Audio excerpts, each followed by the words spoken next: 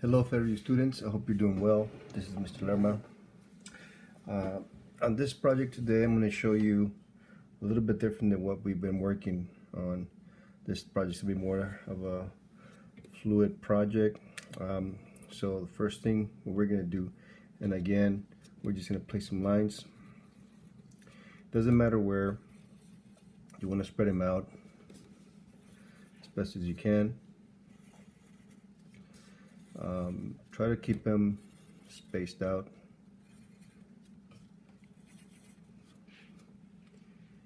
All over the place.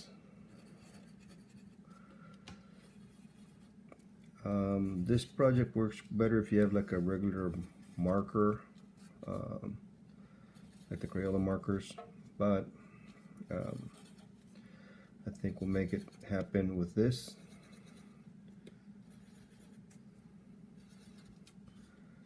And maybe one more, like right there, and one more there. Okay, so I have a paper, but because I'm left-handed, even if you're right-handed, I think it works better if we turn it sideways, just to get the effect. And what we're gonna do, we're gonna follow the line from one end to the other side, nice and slow, and then the goal is to make sure that the lines don't touch. We're going to continue all the way to the end, and then the next line we're going to go around the dot. And I think I remember showing this project to a few students that were ahead with their projects when we were in school. And we continue, and as you get to the line, the circle, you're going to go around and continue the project. And the goal again is to create the lines as close as possible, but make sure that they don't touch. And you keep rotating the project, or I'm sorry, you keep following the line all the way across. At the beginning, you really can't see the effect of the project until you are done.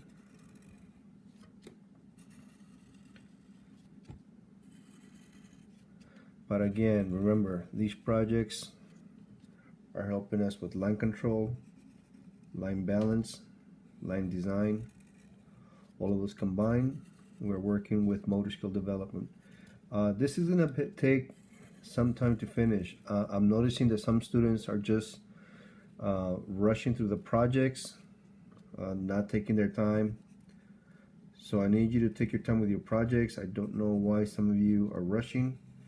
But make an effort to take your time and give me good quality projects. I can tell when somebody's rushing through their projects because of their line control. Your line control tells me a lot about your project.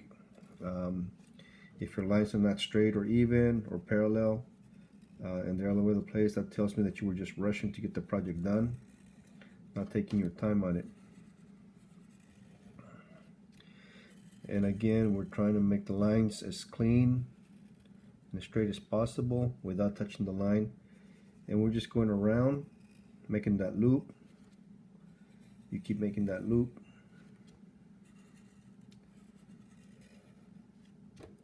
And we continue this, doing this all the way to the bottom. This is going to take some time, but it's a nice exercise to relax the mind, especially after a long weekend. You just want to take a little bit of time and relax. And I'm going to go all the way around that one. And we keep repeating the same process. Now, keep in mind that these are tedious projects, but they're not meant to be rushed. They're meant to take your time, relax the mind, and build their motor skill development, hand and eye coordination. Okay.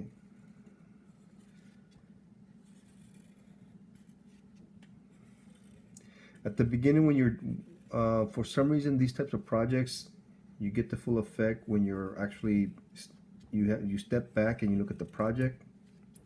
That seems to work the best way.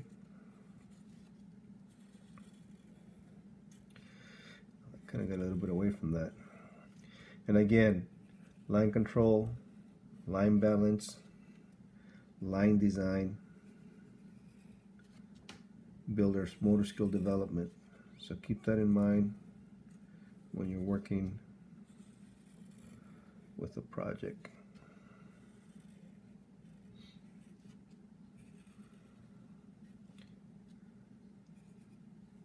Okay. Not bad. Looking good. And we keep going. If you notice, my lines are starting to get a little bit sloppy. That's because I'm pressing too hard. So that's one thing you have to pay attention when you're working on the project. Don't press so hard on the lines. And then also at the same time, try to round the lines. If you notice right here, it went a little bit flat. You want to make that effort to make that line round. Okay, there we go. We keep going.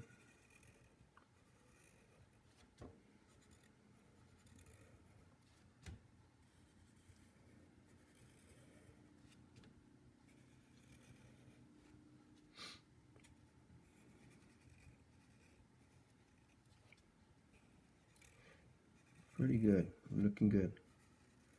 We're looking good. Not bad. Now, if you notice right here, I gotta make sure that I make that roundness very important. And I'm not creating anything new. A lot of these projects were done by other students that I just collect over the years. Ideas that students come up, and I hold on to them, and these are the times where I bring them out and show students. So a lot of these projects are student designs or ideas that they want to share with other students, and it's nice when you see that happen.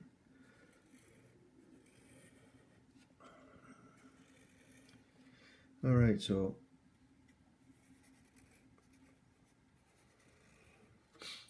when we were in class in school, I had a few students that I had them try this project out. At first, they were a little bit skeptical about the project, but as I told them to take their time and they continued working on it, they finished it, but they couldn't see the effect of the project until I stepped back. I held the project and stepped back and had them see what they had created, and a lot of them were very surprised of how the project turned out. The technique of the project, it's the loop, the circles that when you go around the dot, that's the most important part of the project.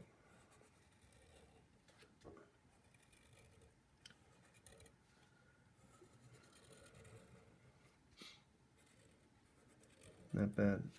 And if you notice, this is taking some time, but again, it's not a race. I'm still seeing students for some reason are trying to upload, or they upload something, but I have nothing on my side to see. So I think I'm gonna have to do some research, because from my side I'm able to upload everything really comfortable, maybe because I know the process. So I'm probably gonna have to figure out a way to show you guys how to upload your projects through your side.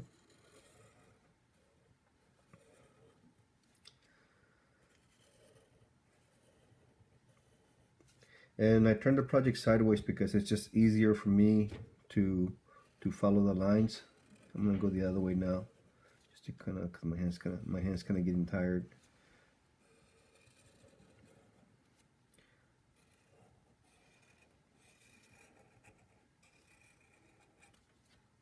I think I'll do the opposite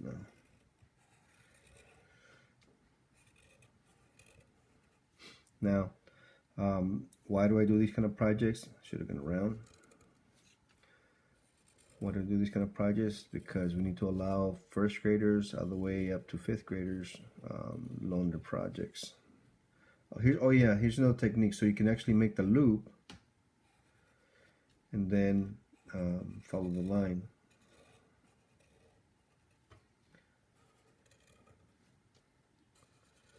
Not bad, looking good.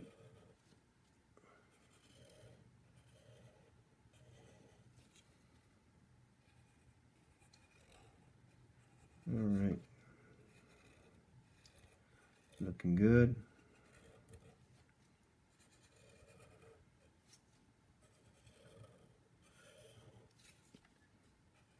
And if you notice, my lines are starting to get a little bit sloppy. That's because my hand's getting tired. I was actually working on cars, and when you work on cars too much and you're holding tools, your hands begin to get tired. But we keep going. I like what I'm seeing. I'm gonna go around.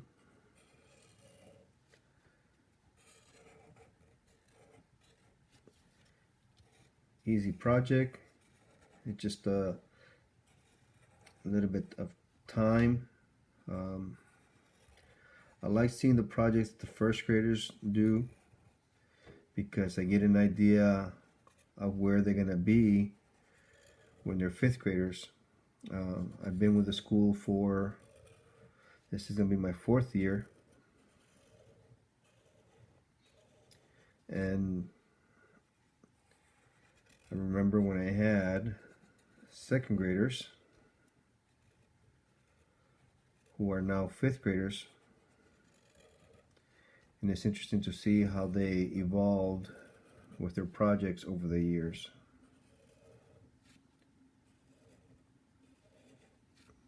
With the folders that we create, I normally tell students to keep them, don't throw them away, hold on to them, and then look at them later on. There are some first graders that are coming up and doing amazing work, who, if they keep on practicing, can be amazing artists. All of us can be artists. I think the hardest part for anybody is the creativity. But that comes with time and practice. It's like anything. You gotta practice to get better. If you don't, then you don't. No different than baseball players, basketball players, football players. They practice all the time. Boxers. In any profession, you gotta put the time into the projects.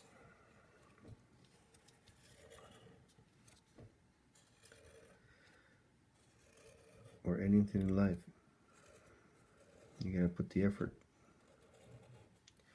I noticed right here I'm kind of losing it, so let me see if I can fix that. I think it might be too late, but we'll just keep going with the line. Just follow the lines or the circles. I'm gonna put another one right here just to be safe, just so it can give me the full effect of the project. And if you notice, when there's more lines, it might take a little bit longer, but you do get the full effect of the project.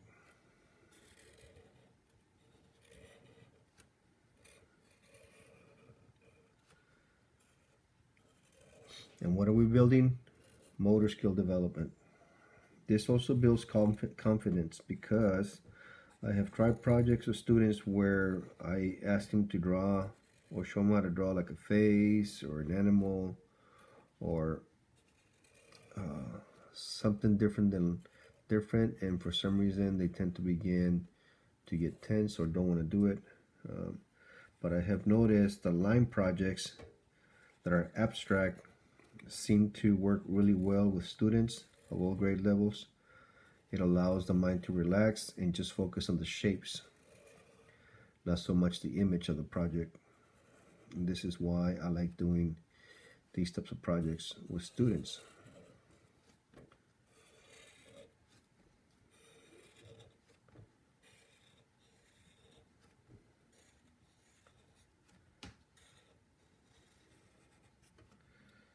All right, we're doing good. This is not bad.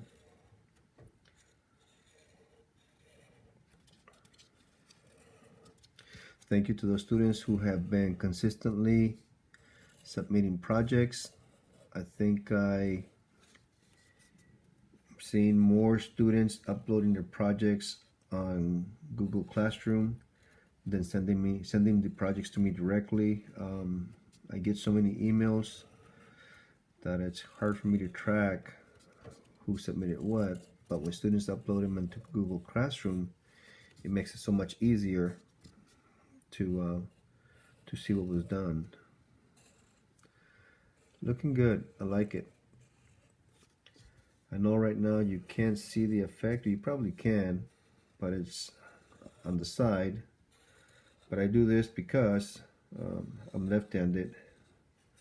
But I think even if you were right-handed, it might be a little bit difficult to make a straight line. But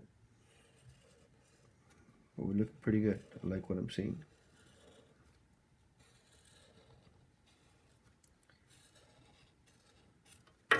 All right, let me turn it on the side so you can see it, how it looks. And I'm going to continue with the lines.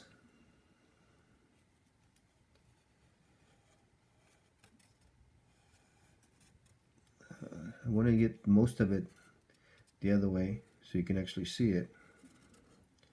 And again, the goal is to follow the line parallel to the other line. I didn't do a good job right there.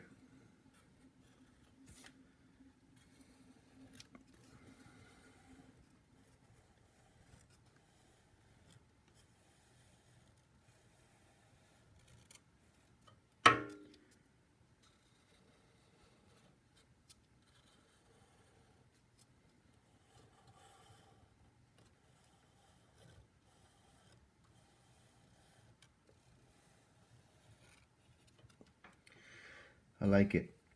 If you notice, now that I twisted that I went sideways, my lines are not as even and smooth as when I had it on the side.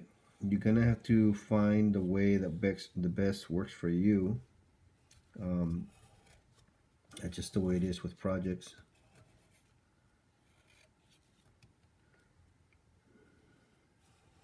And at the end, you're just gonna have to eyeball the project. Make sure that you did that. I think I was doing a better job when the paper was on its side. Okay, so there you go. There's the project. It looks beautiful. I like it. It looks like honeycombs. It looks like, you know, mountains or hills. So what are we missing? Again, what do I keep on saying? Your signature, right? Don't forget to sign your project. Very important. So there you go for every students. I hope you like the project. Have a good day.